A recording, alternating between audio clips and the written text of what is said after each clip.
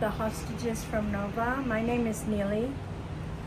I'm connected to one of the hostages, I'll tell you in a moment. But the people, the faces you see around you are all hostages from the Nova Festival. There were 3,800 people at Nova.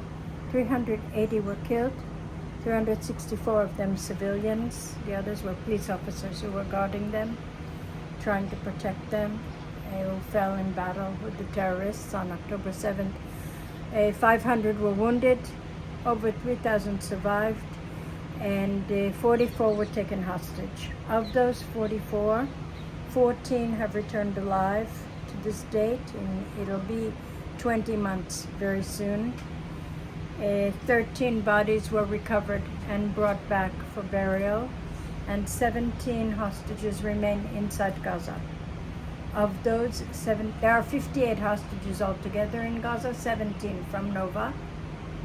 Of those 17, 11 are alive. We've had a sign of life this year in the past few months. The most recent 2 weeks ago, two videos were sent of the same two hostages, but recent sign of life that was verified.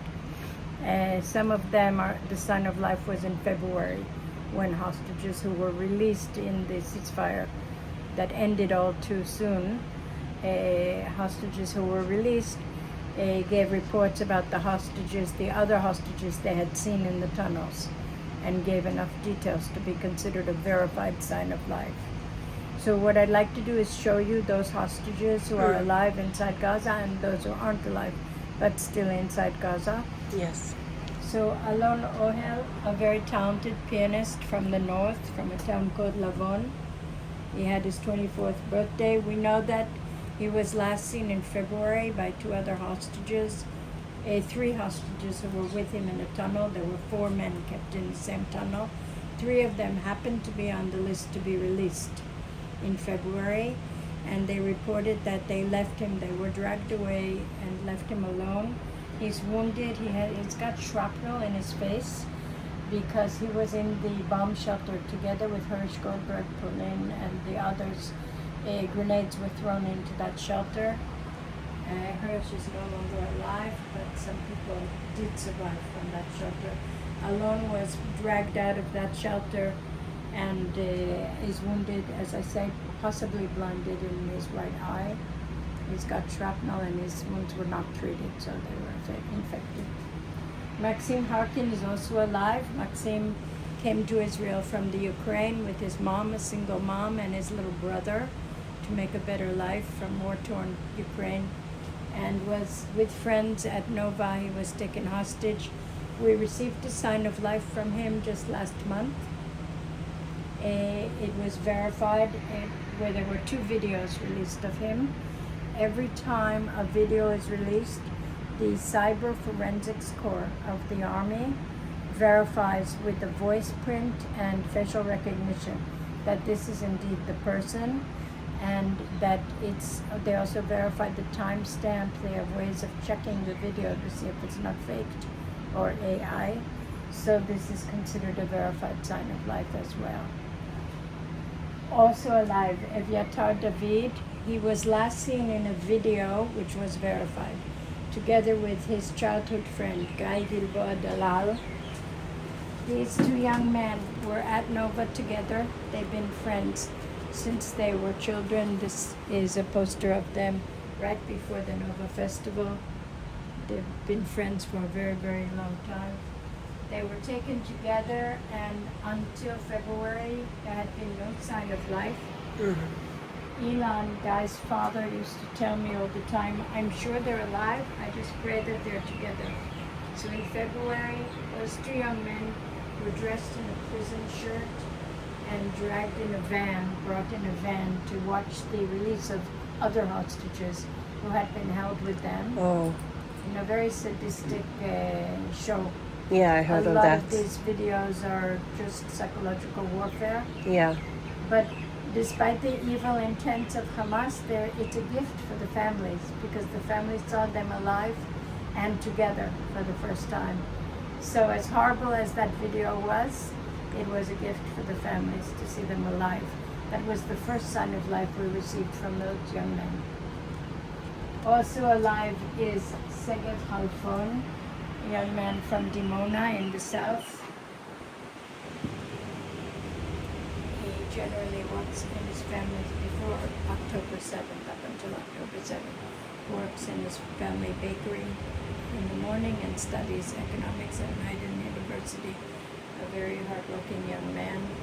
He was seen in a tunnel by one of the other hostages who was released. So we know that he was alive at least as of February. I spoke about Guy Gilboa Dalal, but I'll say another thing about him. This video was taken early morning. You see Guy being walked into Gaza by a Nukba Hamas commando officer. This is Guy being taken hostage. This was just a few hours later. This video was released, and in the second video we see Guy and 4 other young men, including Evyatar, his childhood friend, and 3 others. They're lying on the floor of a cement structure inside Gaza. They're being beaten, but alive. And up until February, as I say, that had been the last sign of life. So now we know that as of February, they were together, speaking coherently, although they were reciting a script that Hamas made them recite. It wasn't their words, but they were seen alive. Yeah. Also alive, Elkanah, Bukhut Elkanah was the DJ in charge on the morning of October 7th. He saved a lot of people by grabbing the mic. They cut the music. He showed the other DJs how to turn their DJ mic into loudspeaker mode. We hear him in there. Everything was videoed because this was a very big international music festival. So there were video crews around. We see him teaching the others how to turn it into a loudspeaker, this little DJ mic. And they're called red alert, red alert. These are the words that we Israelis know. It can wake us from the deepest sleep. Red alert usually means incoming missiles. And in the beginning of October 7th, at 6:29, it was indeed a missile attack. The missiles continued, and then as Elkanah and the other DJs were still calling the alert, they saw the terrorists encroaching. They saw them close in on them on the stage. Elkanah continued to shout warnings until he was taken. The other 2 DJs who were next to him were shot dead, and he was taken hostage. We know he's alive. 2 weeks ago, 2 different videos were published of Elkanah, which have been verified. Elkanah, and he's seen together with Yosef Chaim Ohana, who was working security at Nova. The security detail at Nova were not armed. They were more like ushers. They were there for crowd control, which happens at big festivals, and to give first aid. And the type of first aid they were prepared for is what happens at big festivals. Exhaustion from dancing all night, sunstroke, maybe effects of bad drugs. This is what they were prepared for. Instead, these young men from the security team were treating open wounds from RPGs, automatic gunfire, and grenades. By midday, they all chose to stay and try to save lives rather than run. All of the Nova team that were there. So also on the Nova team were Eitan Moore, Bar Cooperstein, the little green heart that you see on the posters. We just marked who we are sure is alive. Oh. We just put the green heart to mark them that they're alive, kind of like a little prayer. We put there. Yeah.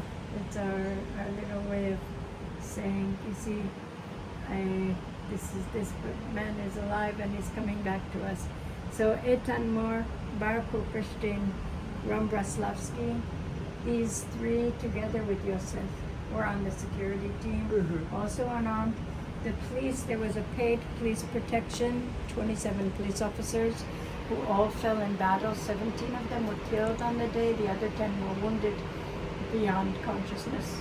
And at that point, these security guards and some others pick up their weapons and continue to fight the terrorists themselves.